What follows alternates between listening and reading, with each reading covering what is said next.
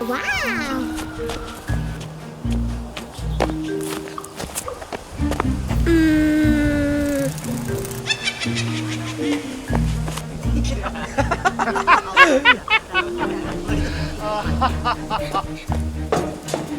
Huh?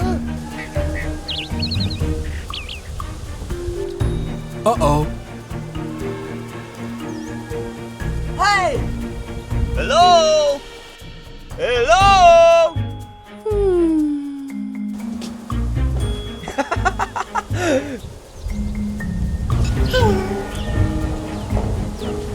Hey!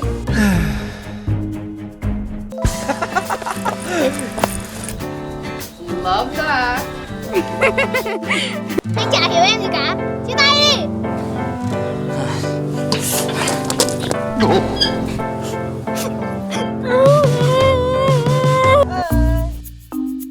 Come on, buddy. Let's go.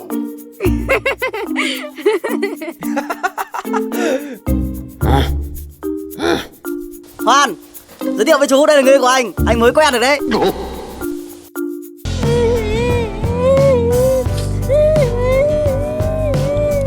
Đừng khóc nữa, hãy nín đi đừng không. Nhìn đôi mắt em đã sưng lên kìa. Cầm tay anh, dựa vai anh, nơi này có anh. Thôi, đừng khóc nữa. Vâng. Trước đây thì đầm sen này đẹp lắm, nhưng mà đến mùa này thì nó tàn hết rồi.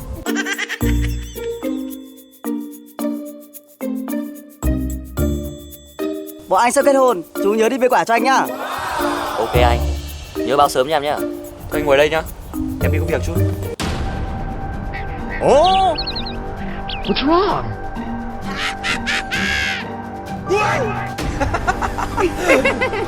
I got it! Oh, what are you doing? Oh, no! Damn it! Hey you! No! No! No! No! Hoan! Anh Hoan! Anh Hoan! Anh tỉnh dậy đi! Tỉnh dậy đi! Tại sao anh lại đỡ đạn cho em? Sao không để anh chết đi? Sao vậy? Đại ca cứu em!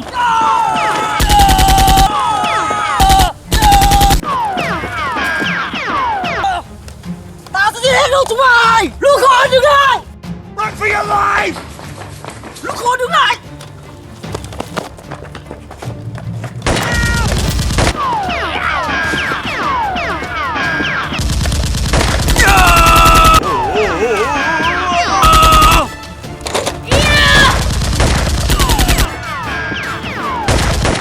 Đại ca chạy chứ gì?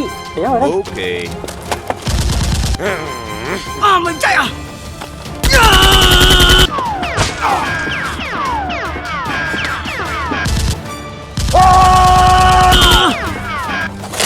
Đại ca! Mùi mẫn quá. Đại ca em đến đây! Chết rồi!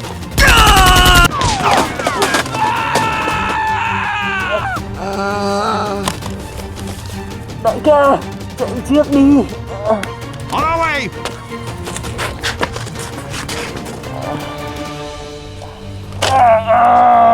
I'm gonna pump you full of lead. Mày phải chết!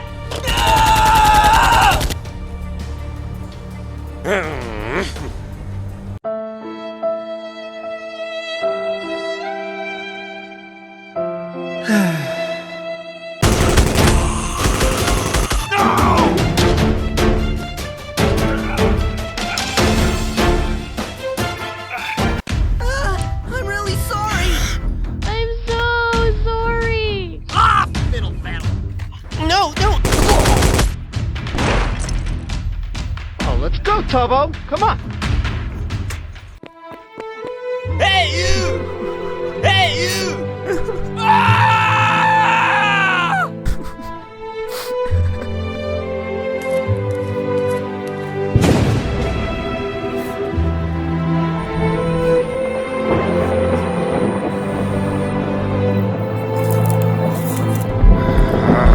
Yay!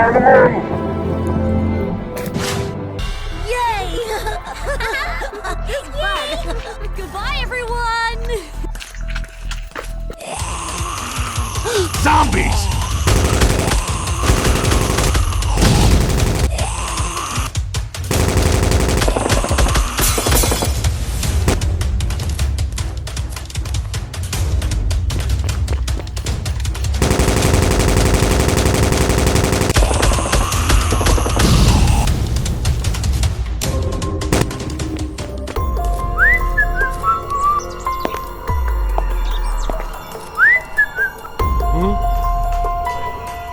Nope.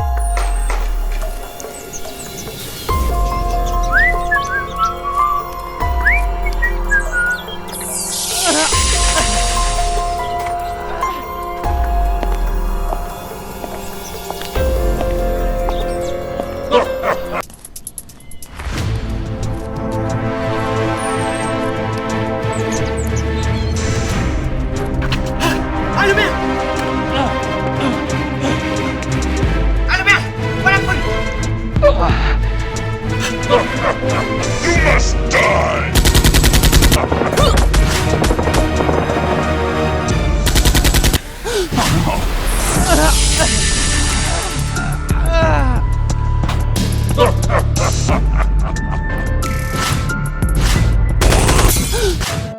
No!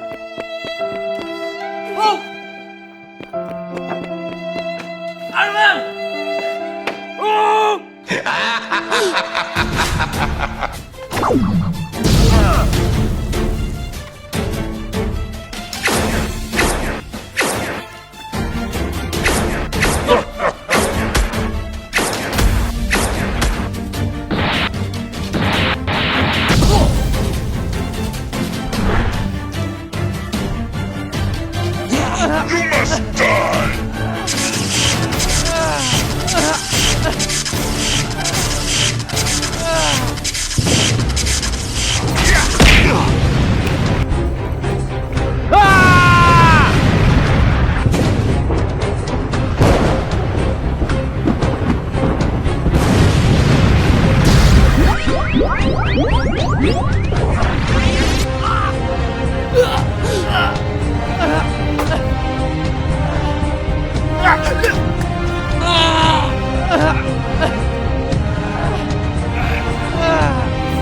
Stop!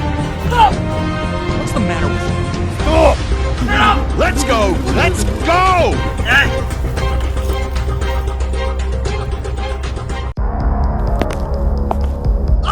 Fiddle faddle.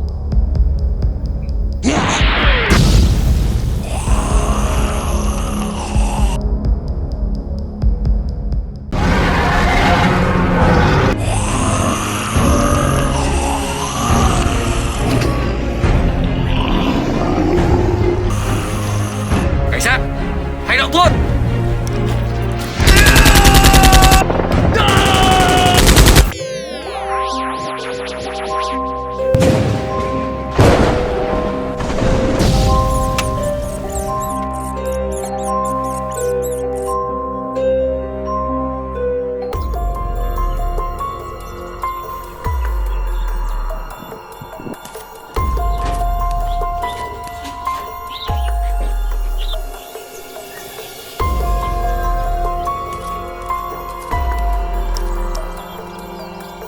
Yes, sir.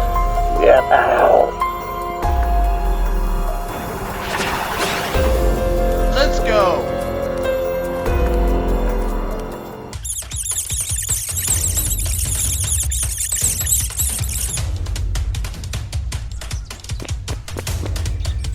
Doctor vừa lệnh cho tao, chúng mày phải hy sinh để tạo ra một chủng dịch hạch mới.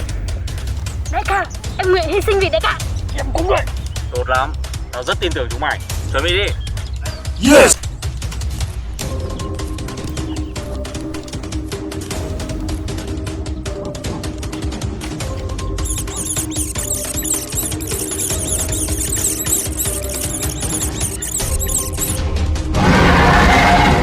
Tốt lắm, hãy mau đi đi.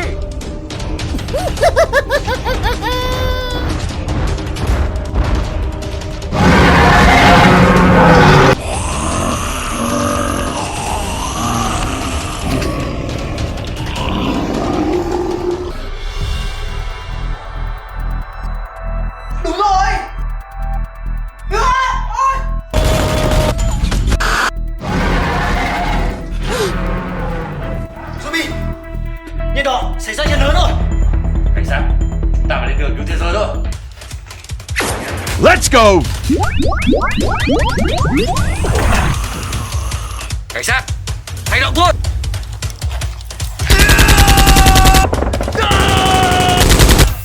Cảnh sát, đứng lại!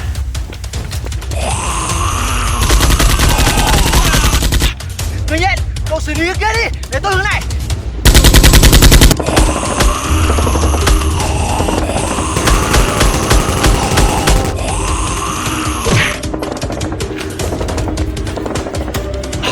Cảnh sát, cẩn thận!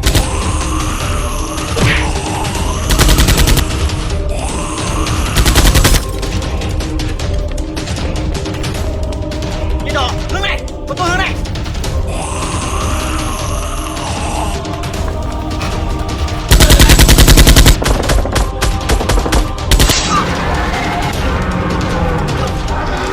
Điện đỏ!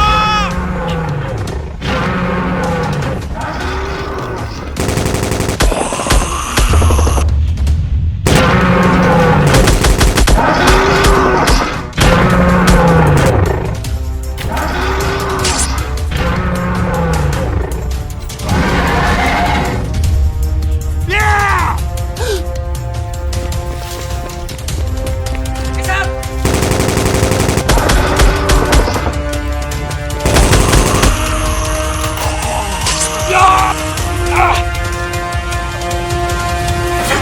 Cảnh sát!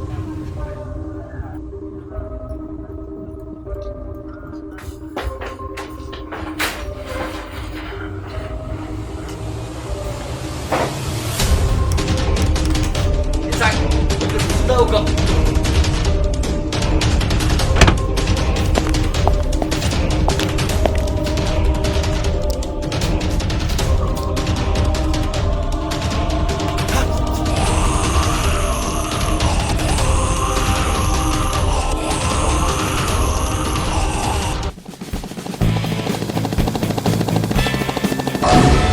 Thế đó! Cách nào tiêu diệt tất cả cái đám zombie thì không điện xanh! Có rồi, chính là thứ này.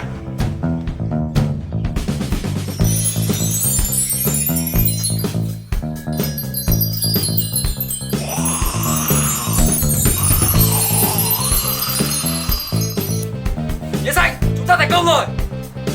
Còn cảnh sát nữa! Cảnh sát! Hả?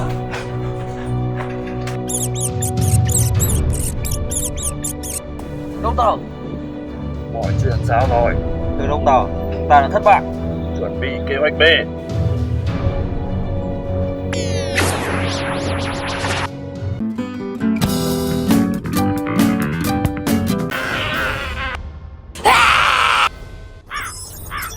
Oh! I'm gonna pump you full of lead!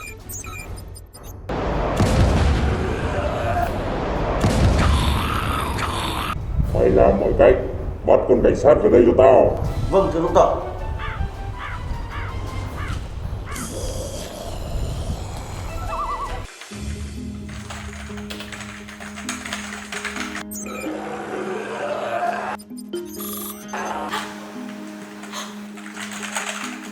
Tại sao lại có nhiều zombie thế này?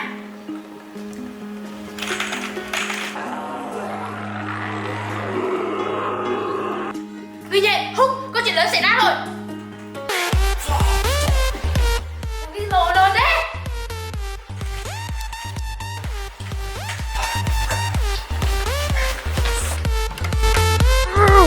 Hey, đừng lại ngay. Cảnh sát, có chuyện gì vậy? Có chuyện rồi, ra ngoài ngay. Phê đang vui. Các cậu nhìn đi. Đã có rất nhiều zombie xuất hiện trên trái đất. Người nhện, cậu nghĩ sao? Chúng ta phải ra ngoài xem tình hình thế nào. Còn cảnh sát ở nhà. Được.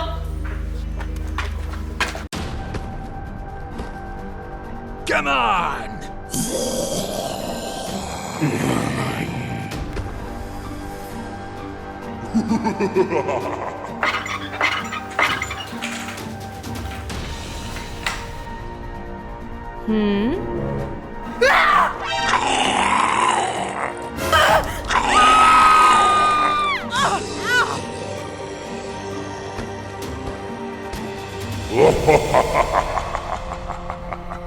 Come on!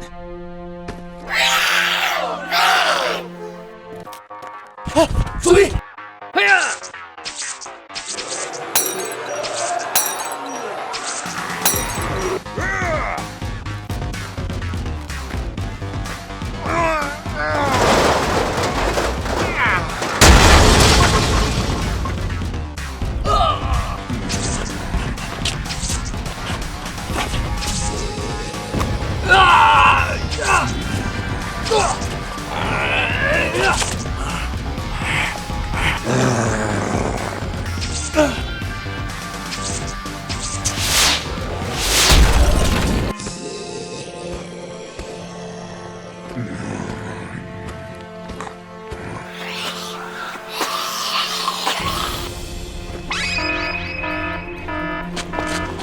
Húc, có chuyện rồi. Húc, căn cứ có chuyện rồi. Về rồi.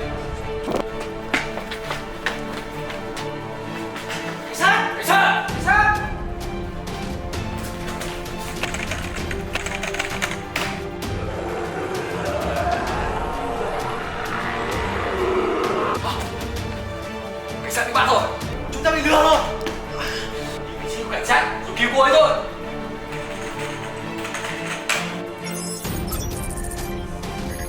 Ta nhìn thấy vị trí của cô ấy, ta đi thôi.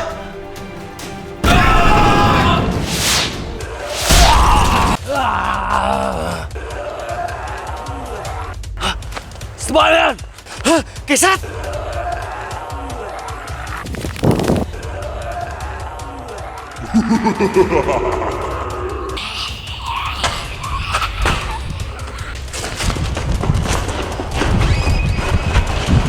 What? Húc, chúng ta không vào được. Để tôi.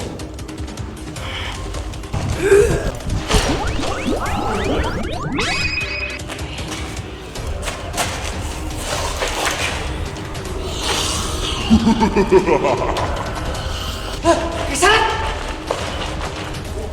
You must die! Killer, dừng tay.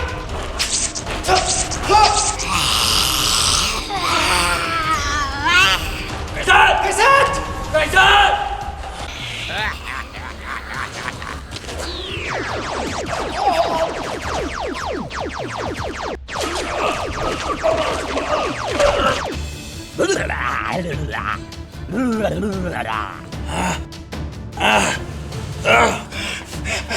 Cảnh sát! Cảnh sát. Cảnh sát! Cảnh sát.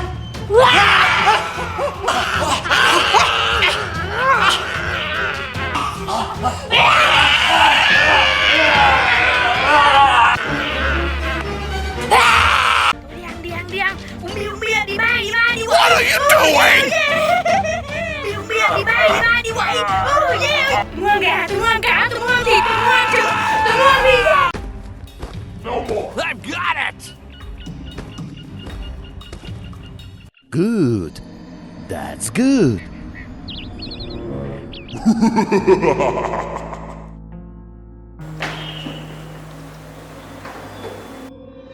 Ngài cho gọi tôi ạ. Đây là I'm gonna pump you full of lead. Okay.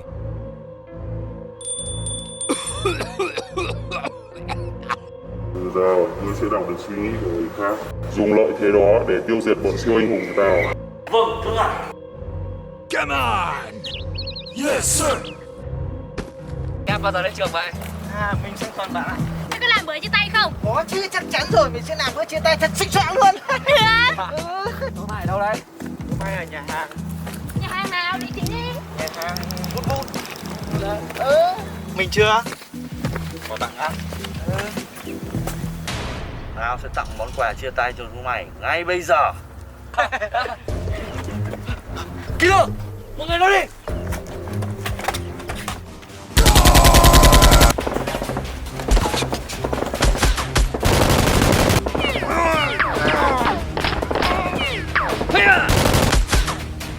Tấn công đạn họ! Để tôi Killer!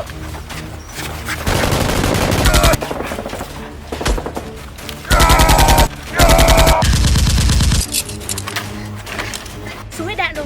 Dùng cái này, nó hay tôi nói cho nhanh. Né đi.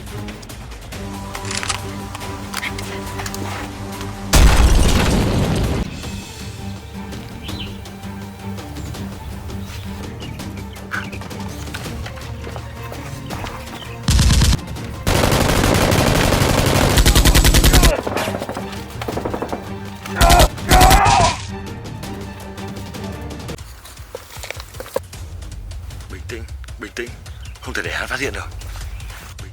Bình tĩnh, không thể để hắn phát hiện được.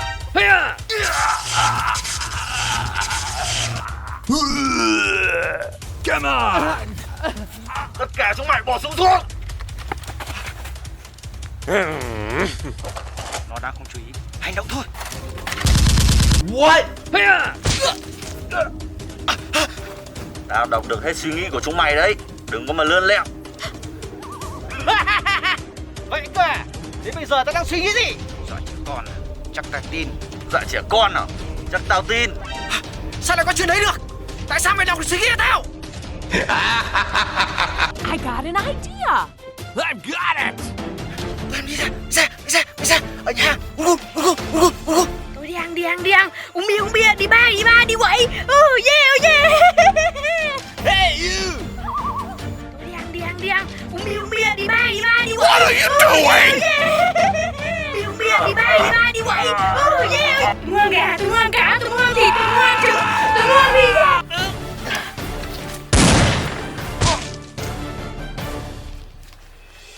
Thành công rồi. Ta thành công rồi. Dậy đi nha đỏ. Cố gắng lên nha đỏ.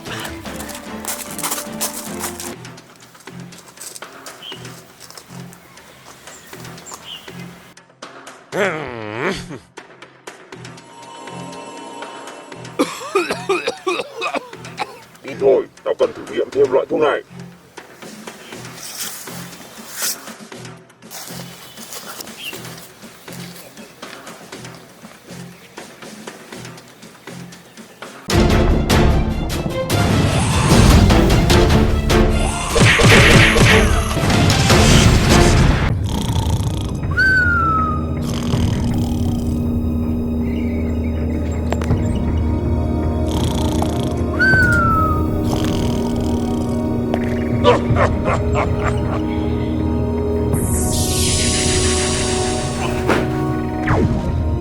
Come here.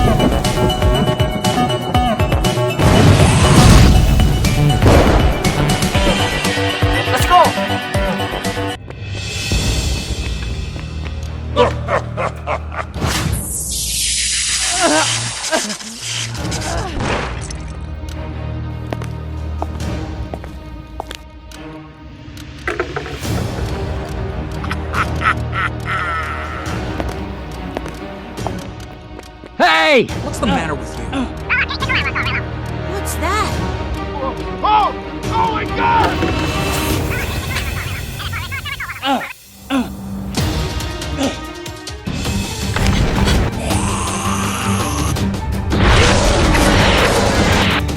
Let's go! Let's go!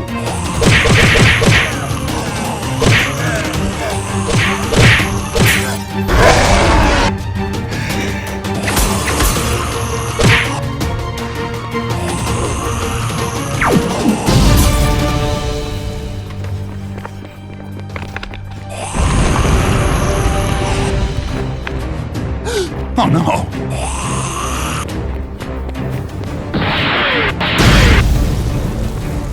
Let's go!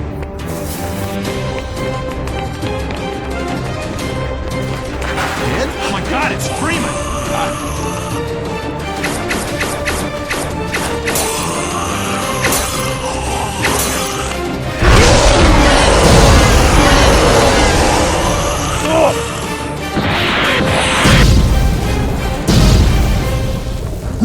Oh no! You.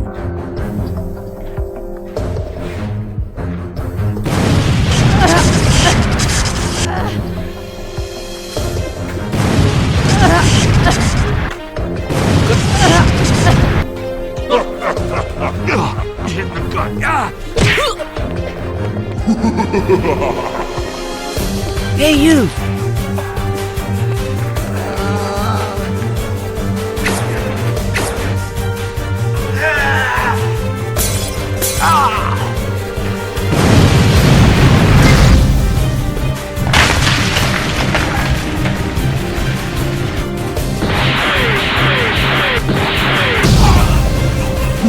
Good.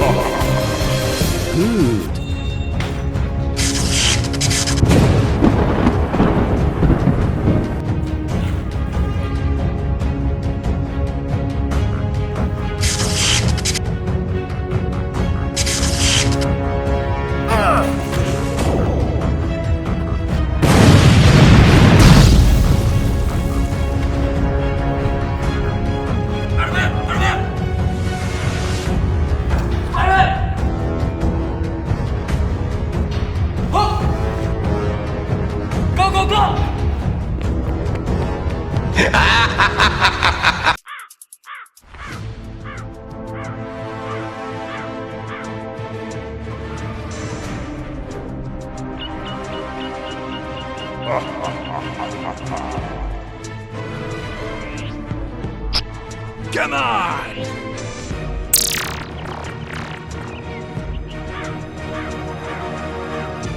Tội phạm ở đây là giảm rất nhiều các cậu. Chúng mình có nhiều thời gian giải trí này. Hey, you!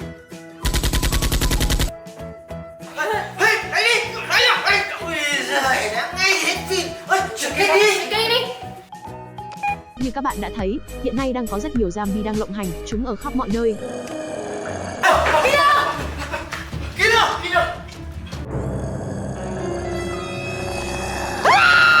Oh my god! Chúng nó lại phạm tôi rồi! Không rồi, chúng ta phải đến hiện trường thôi.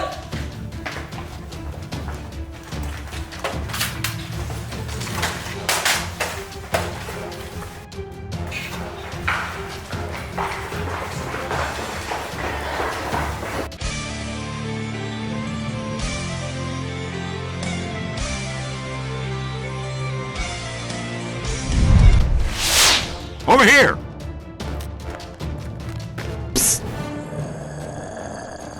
Chúng ta đến muộn rồi, chúng ta tạo quá nhiều zombie.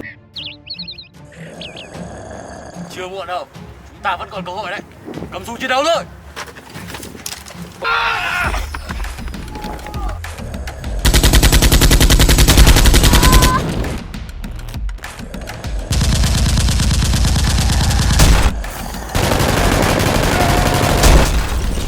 Vào trong thôi. Go, go, go, go!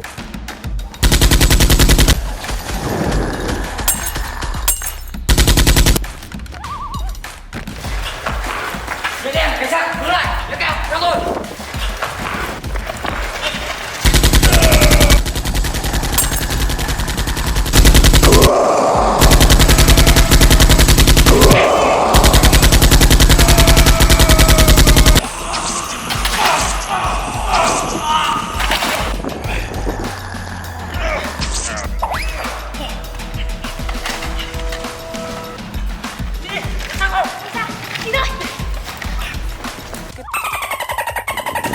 What the hell is going on?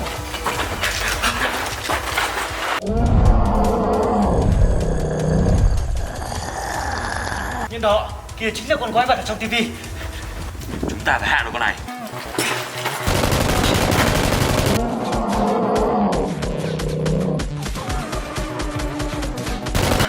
Không ổn rồi, nó là bọc thép.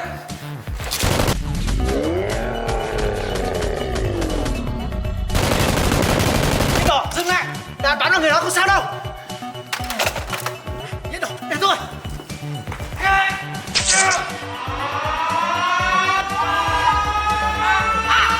Lên cao.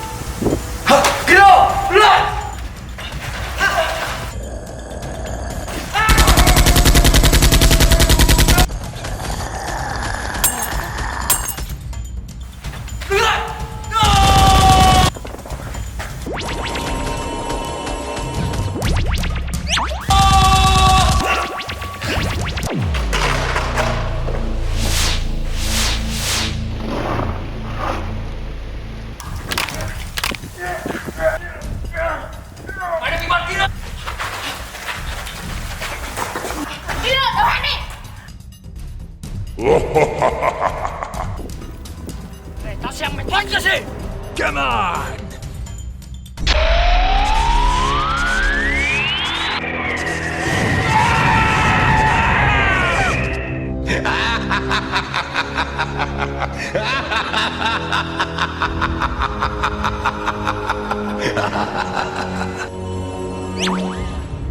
I'm gonna pump you full of lead.